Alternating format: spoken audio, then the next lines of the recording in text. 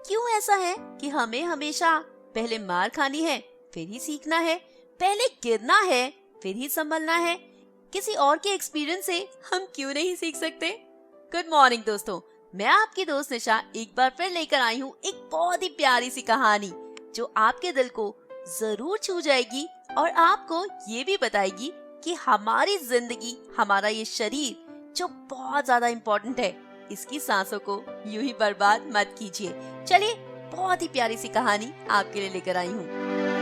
एक बार एक राजा होता है जो जंगल में जाता है। घने जंगल में पहुँच जाता है जहाँ उसे बहुत प्यास लग रही होती है। पानी कहीं देखने को भी नहीं होता। राजा को तब दिखता है एक लकड़हारा जो राजा के लिए पानी लेकर आता है। राजा खुश हो जाता है और कहता है कि तुम मेरे महल आना, मैं तुम्हें इनाम देना चाहता हूँ। ये कहकर राजा वहाँ से चले जाते हैं।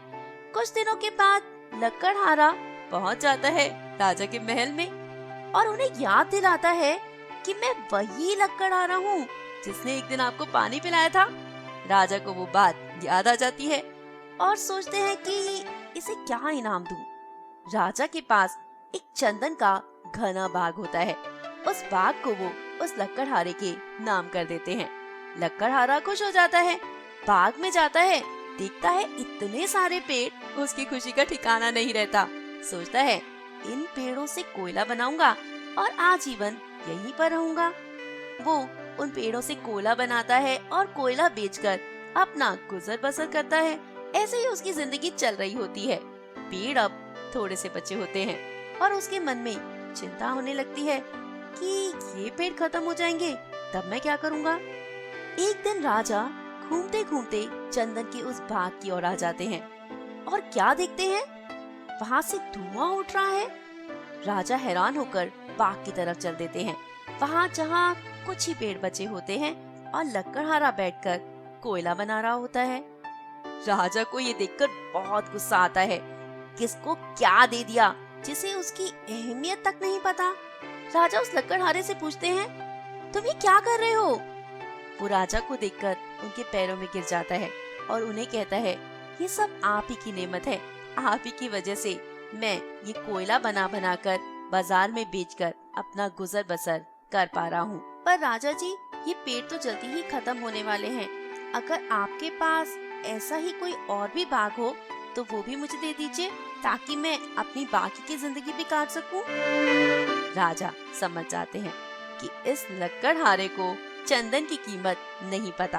वो उसे कहते हैं कि ये सारा कोयला यहीं रखो, लो ये 2 मीटर लकड़ी का टुकड़ा लो और बाजार में जाओ, तब आकर मुझे बताना क्या होता है। वो सोचने लगता है, इतनी मेहनत से कोयला बना रहा हूँ और राजा कह रहे हैं लकड़ी लेकर जाओ। पर राजा का फरमान है, जाना तो पड़ेगा।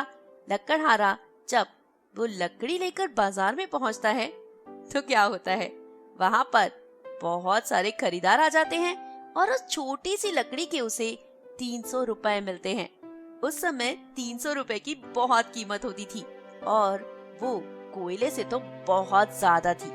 लकड़ी बेचकर वो लकड़हारा बाग में आता है और राजा के पैरों में पड़ जाता है। आंखों में से आंसू बह रहे होते हैं। समझ जाता है कि उसने क्या खो दिया है। जी हाँ दोस्तों, इस कहानी में ये चंदन का बाग हमारा शरीर है और चंदन के पेड़ हमारी सांसें। जब हमारी कुछ ही सांसें बचती हैं, तब क्यों हम इस पेड़ की अहमियत को समझ पाते हैं? क्यों नहीं हम पहले अपने इस बाग की अहमियत को समझते, अपने इस शरीर की अहमियत को समझते, अपनी इस जिंदगी की अहमियत को समझते और उसे गुस्से, द्वेष, लड़ाई, झगड़े के कोयले बनाकर जलाकर राख करते रहते हैं? क्यों नहीं हम उन चंदन के पेड़ों से और पेड़ बना लेते, प्यार के, दोस्ती के, सहानुभूति के। जिंदगी के हाथ बहुत लंबे होते हैं दोस्तों, और जब वो हमें एक करारा तमाचा मारती है, एक थप्पड़ मारती है, तब हमारे पास रिएक्ट करने का भी समय नहीं बचता।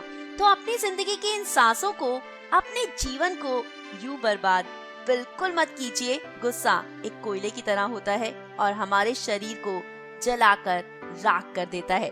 किसी और को तकलीफ पहुंचाने से पहले गुस्सा हमारे लिए बहुत हानिकारक होता है। तो मैं आपकी दोस्त निशा आपसे कहती हूँ कि गुस्से को अपने आप से बिल्कुल दूर हटा दीजिए। द्वेष, ईर्ष्या जैसे भाव अपने मन में बिल्कुल मत आने दीजिए। खुश रहिए, दोस्ती कीजिए, प्यार कीजिए और प्यार ही बांटिए। और इस कहानी को अपने चाहने वालों के साथ जरूर शेयर कीजिए। मुझे दीजिए इजाजत, जल्दी लौट कर आऊंगी एक और प्यारी सी कहानी के साथ। तब तक खुश रहिए, मुस्कुराते रहिए, प्यार कीजिए और प्यार बांटिए। Thanks for watching. I will be back soon. Bye bye.